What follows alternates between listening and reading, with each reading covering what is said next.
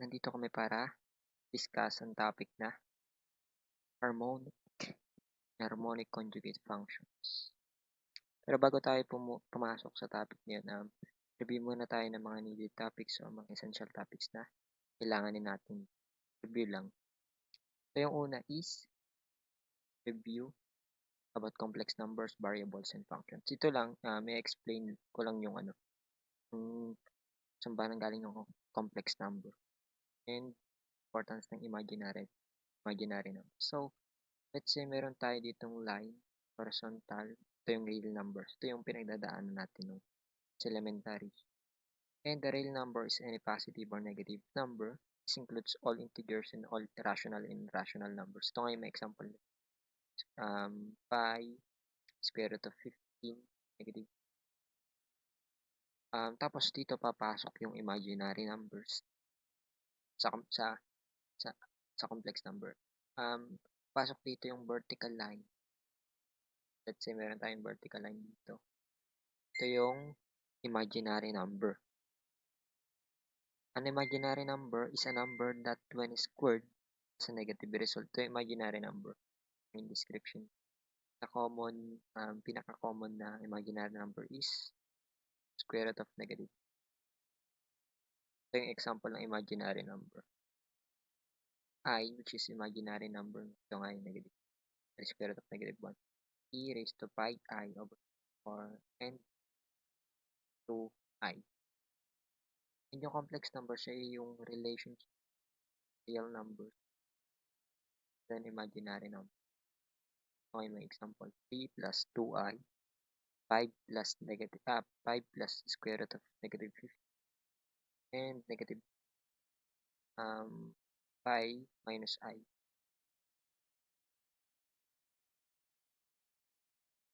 Essentially, an imaginary number is the square root of a negative number and does not have a tangible value. While it is not a real number kasi nga siya ay imaginary number, hindi siya maka-quantified on the number line. Imaginary numbers are real in the sense that they exist and are used in math. Imaginary numbers, also called complex numbers, yung relationship between imaginary and real numbers, are used in real-life application such as in electricity as well as in quadratic equation. Kasi kung mapapansin nyo dito, meron tayo ng value doon ng negative, positive square root of kung ano mang number doon sa quadratic equations. And usually denoted by the symbol I. Pero siya ay denote din sa symbol J sa electronics kasi yung I sa electronics is denotes current. Napagdaanan naman natin to. Pagdadaanan natin sa circuits. Nga siya ay particularly applicable in electricity, specifically in AC or alternating current electronics. Ito nga real number na sabi ko kanina.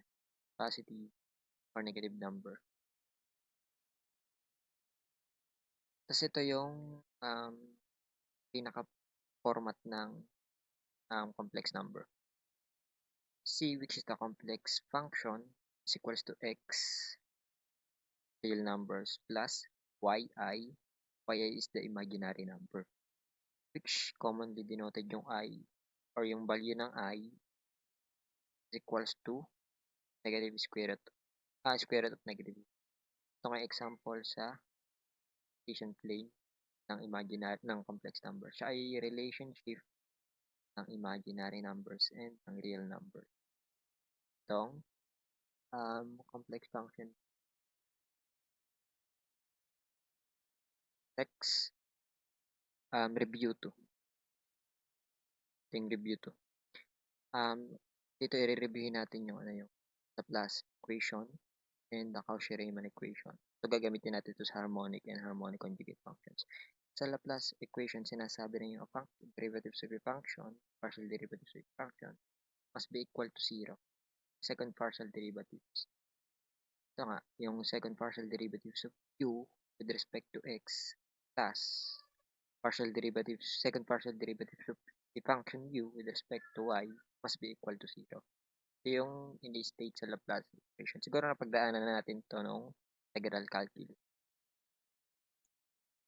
Tapos, padalawa naman yung Cauchy-Riemann equation, which states that the partial derivatives of u with respect to x must be equal sa partial derivatives ng function b with respect to y. At the same time, or on the second equation, dapat yung partial derivatives ng u natin with respect to y, yung kapartner nito, equal naman siya dapat sa negative partial derivatives ng v with respect to x. So, ito yung dalawang important equation na gagamitin natin sa harmonic and harmonic conjugate.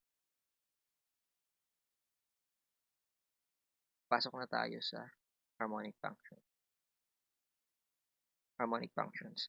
Say that the function u, x and y is harmonic if all its first and second order partial derivatives exist and are continuous, and dapat sinasatisfy niya yung na-review natin ng Laplace's equation.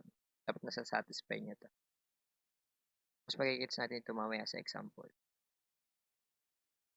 So, yun yung harmonic function. Tandaan natin, dapat ang first and second order partial derivatives yan nag-exist. Meaning, di siya, di unexistable. And, continuous dapat. And, dapat nasasatisfy niyo yung Laplace's equation. The next is the harmonic conjugate functions.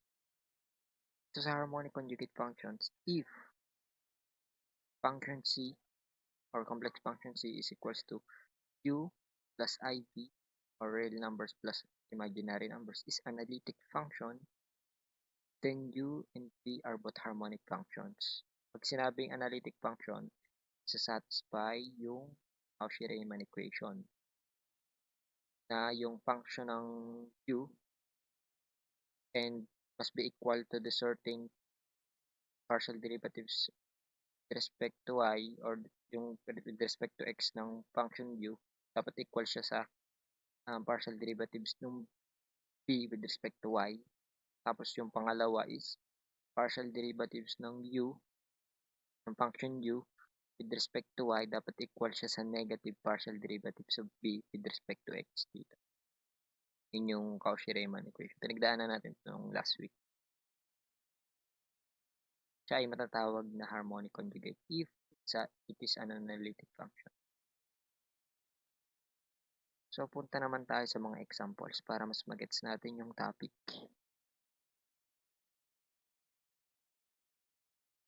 So, ito yung una.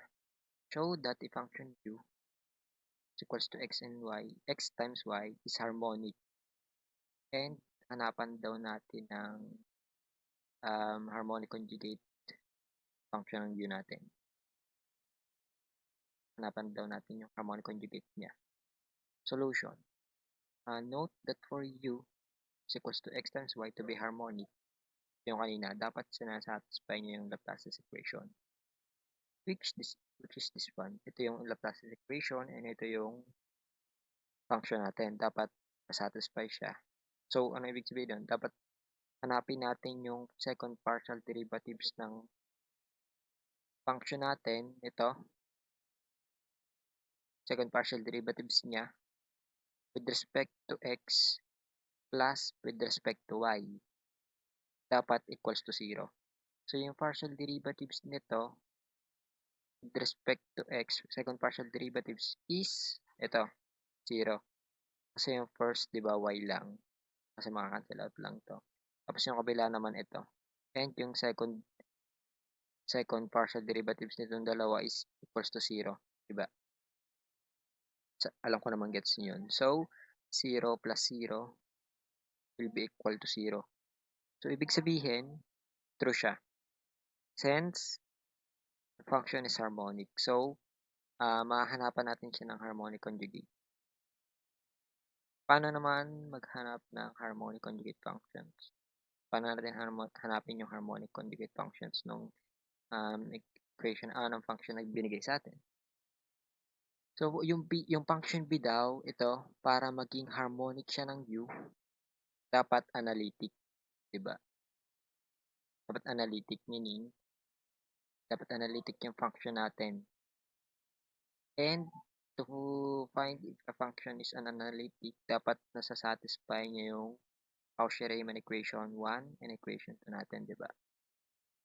Pinagdaanan natin yun dun sa topic na Cauchy-Riemann.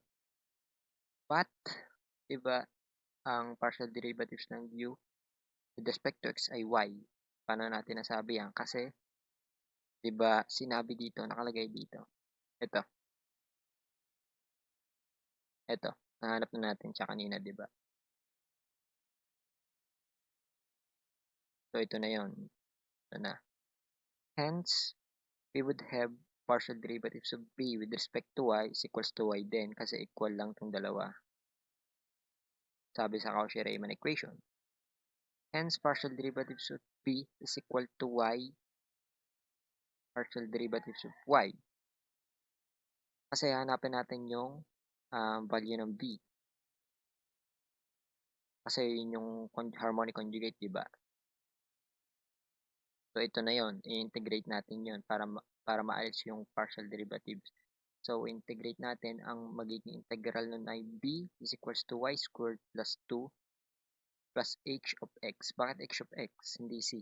Kasi arbitrary function simply means that it is a function that you are free to define in any way you want. The simple constraint is that it should be a function. Ibig sabihin, di ba yung b natin siya ay part siya ng function natin, u and v. Hindi siya stand-alone function. Kaya h of x parang hindi siya x and y, h of x lang siya. Kasi yung b, hindi siya stand-alone function kasi magkasama sila ng u at v. So from the second Cauchy-Riemann equation, which is this one, but b is equals to y squared over 2 plus h of x dito. So ang gagawin natin ay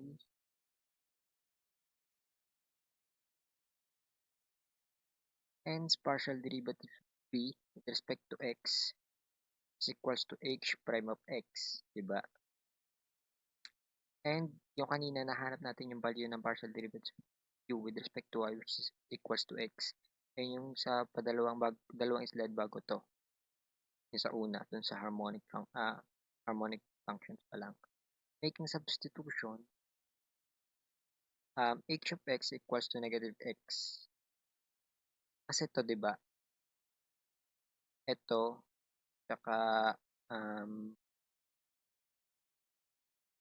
ito ay equal base sa Cauchy-Riemann equation. Ang pinagkaiba lang nila is dapat magkameron ng negative yung, kung hindi ako nagkakamali, ito. Or ito. Basta ang isa dyan ay may negative base sa Cauchy-Riemann equation. Kaya naging negative x. Diba? Ito pala yung may negative kasi ito yung nagkameron. So, we are looking for h of x, so integrate.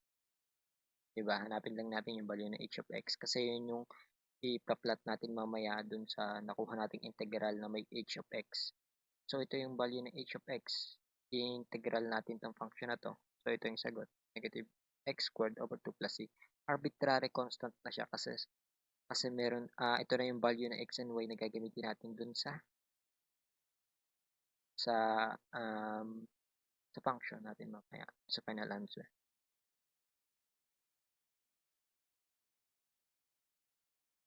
So, ito na pag ipinalat natin. Diba? b is equals to y squared over 2 minus kanina, diba, ang nakalagay dito ay h of x. And nahanap na natin yung value ng h of x, which is ito nga. So, ito na yung harmonic conjugate ng function natin. So, ang b of x and y is equals to y squared over 2 minus x squared over 2 plus c. Ito na yung harmonic conjugate. And may magagawa tayo para ma-check.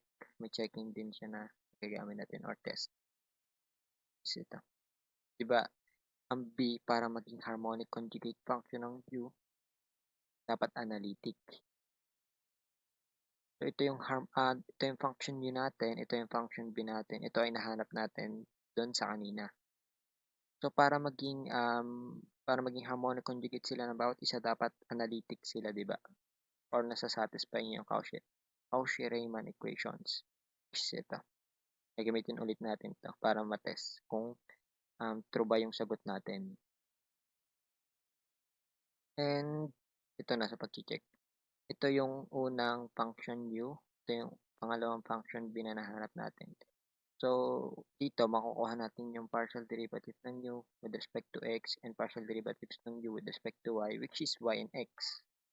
And dito rin makukuha natin yung partial derivatives ng b with respect to x, which is negative x, and b with respect to y, which is y. Diba? So, dito, ito ay ito. Diba? And ito ay ito. And based sa Cauchy-Riemann equation, dapat yung value nito is equal sa value nito, which is true kasi y is equals to y, diba? And at the same time, ito yung may negative sa ano natin, sa Cauchy-Riemann equation, may negative siya. And ito mapupunta dito, which is partial derivatives of u with respect to y, which is x. And sa Cauchy-Riemann equation, gagamitin natin, lalagyan natin siya ng negative, which is magiging negative x. And ito naman, negative x. So, ibig sabihin, equal sila. Dalawa equal.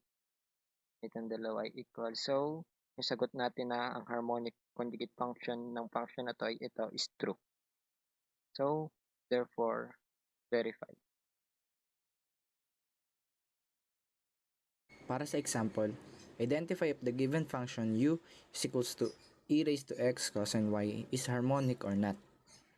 But no, tandaan natin, para malaman natin if a function is harmonic, kailangan niyang masatisfy yung dalawang condition. Yung una ay, it is a continuous second order partial derivative. And pangalawa is yung kailangan niyang masatisfy yung Laplace equation or this equation. So, given tayo na u is equals to e raised to x cosine y. Ang una natin kailangan gawin ay kunin natin yung partial derivative nito. So, kailangan natin kunin yung partial derivative of u with respect to x. So, pag kinuha natin yun, ang makukuha natin ay e raised to x cosine y. Next, sunod naman ay yung partial derivative ng u with respect to y. So, kapag with respect to y, yung ex ay magiging constant, then i-derivative natin yung cosine y, which is negative sine y. So, makukuha natin ay negative e raised to x sine y. Next ay kunin din natin yung second order partial derivative, which is the second partial derivative of u with respect to x is equals to e raised to x cosine y. Then, ganun din sa second partial derivative ng u with respect to y, which is negative e raised to x cosine y. So, pag nakuha natin yung second partial derivative nila, masasabi natin na satisfy na yung unang condition, which is it is a continuous second order partial derivative. So, ang next naman natin gagawin ay isa-substitute natin yung nakuha nating value sa Laplace equation, and kung masasatisfy niya yung given equation na which is the second order partial derivative of u with respect to x plus the second order partial derivative of y is equals to 0. So, pag sinubstitute natin yung nakuha natin value, which is e raised to x cosine y minus e raised to x cosine y equals to 0. So, nasatisfy niya yung Laplace equation. So, therefore, the given function u equals to e raised to x cosine y is a harmonic function. Para sa example ng harmonic conjugate, find the harmonic conjugate of the given function u is equals to cosine x cos y. So the solution need v such that f is equals to u plus iv is analytic. In other words, Cauchy-Riemann equation is needed to be held, and the partial derivative of u and v is continuous.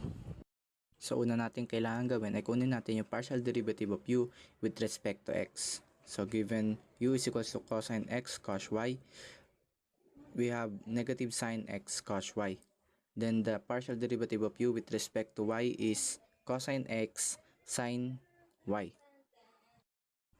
So sa Cauchy-Riemann equation, sinasabi na the partial derivative of u with respect to x is equal to the partial derivative of b with respect to y. And also, the partial derivative of u with respect to y is equals to negative partial derivative of b with respect to x.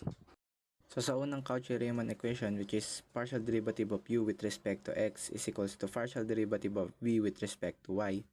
Para makuha natin yung partial derivative of b with respect to y, so nakuha na natin kanina yung partial derivative of u with respect to x, which is equals to negative sine x cos y.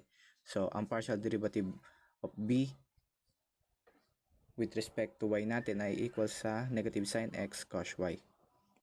So para do sa pangalawang Cauchy-Riemann equation, which is partial derivative of u with respect to y is equals to negative partial derivative of b with respect to x. So multiply both sides by negative. So para makuha natin yung partial derivative of b with respect to x. So kanina, given na tayo ng partial derivative of u with respect to y na nakuha natin, which is negative cosine x sin h y. So pag minultiply natin ng negative, magiging partial derivative of b with respect to x is equals to negative cosine x sin h y.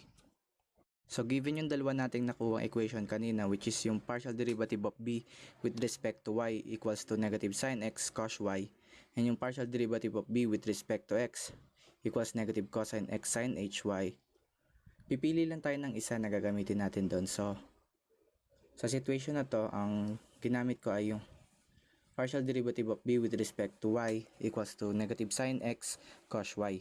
So i-integrate natin both sides. So pag in-integrate natin yung partial derivative of b with respect to y, so makukuha lang natin ay v. Then yung integrate natin yung negative sine x cos y, so with respect to y, so makukuha natin ay negative sine x sin hy plus hx. So after natin makuha yung v is equals to negative sine x sin hy plus h of x, kukunin naman natin yung partial derivative niya with respect to x. So ibig sabihin, partial derivative of v with respect to x is kukunin natin yung derivative of negative sine x, which is cos x, tapos constant yung sin hy. So mayroon tayong cos x sin hy plus h prime of x. Nakuha na natin yung partial derivative of b with respect to x, which is equals to cosine x sin hy plus h prime of x. So kanina meron din tayong nakuha partial derivative of b with respect to x, which is yung negative cos x sin hy. So sa-substitute lang natin siya doon sa nakuha natin ngayon, kaya ang kalalabasan ay negative cos x sin hy equals to cosine x sin hy plus h prime of x. So i-transpose lang natin sa kabilang side, magiging h prime of x is equals to cosine x sin hy minus cosine x sin hy. So makakancel, equals to 0. H prime of x is equals to 0. So integrate natin both sides, so makukuha lang natin ay h of x is equals to constant. So meron na tayong value ng h of x. So sa-substitute lang natin doon sa pinakauna nating nakuha kanina, which is yung b is equals to negative sine x h sin hy plus h of x. So yung value ng h of x natin is c. So ang conjugate ng given natin na u is equals to cos x cos y is equals to v equals to negative sine x sin hy plus c.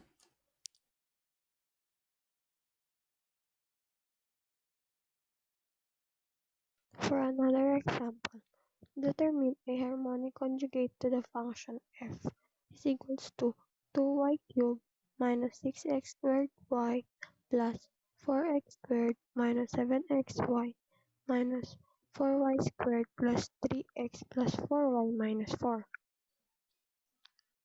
So, first step, we should know if the function f is a harmonic, and to know that, we need to satisfy the Laplace equation. And for that, we need to determine the second order partial derivative of partial u with respect to x and partial u with respect to y. For this case, the second order partial derivative of u with respect to x is 8 minus 12y, and the second order partial derivative of u with respect to y is 12y minus 8. And we will substitute that values to the Laplace equation, which result to 8 minus 12y plus 12y minus 8 is equals to 0, where 0 is equals to 0. Therefore, f is a harmonic function. Next, we will be determining the harmonic conjugate to the given function. So, let u is equals to 2y cubed minus x squared y plus 4x squared minus 7xy minus 4y squared plus 3x plus 4y minus 4. And to get the harmonic conjugate, we will be using the Cauchy-Riemann equation. So partial v with respect to y should be equals to partial u with respect to x is simply negative 12xy plus 8x minus 7y plus 3. Then, to get the function v, we will integrate both sides with respect to y. So, v is equals to negative 6xy squared plus 8xy minus 7 halves y squared plus 3y plus h of x, where h of x is some random variable that which depend on x. Now we'll be using the second equation and Cauchy-Riemann equation, where negative partial u with respect to y is equals to partial v with respect to x is simply 6x squared plus 7x minus 6y squared plus 8y minus 4 is equals to derivative of x minus 6y squared plus 8y. Simplifying, derivative of h of x is equal to 6x squared plus 7x minus 4. And to get the value of h of x, we will integrate both sides with respect to x. So it will be equal to h of x is equals to 2x squared plus 7 halves x squared minus 4x plus c, where c is an arbitrary constant. Therefore, if we let c is equals to 0, then harmonic conjugate of u is given as v is equals to 2x cubed plus 7 halves x squared minus 6xy squared plus 8xy minus 4x minus 7 halves y squared plus dy. And it is the final answer.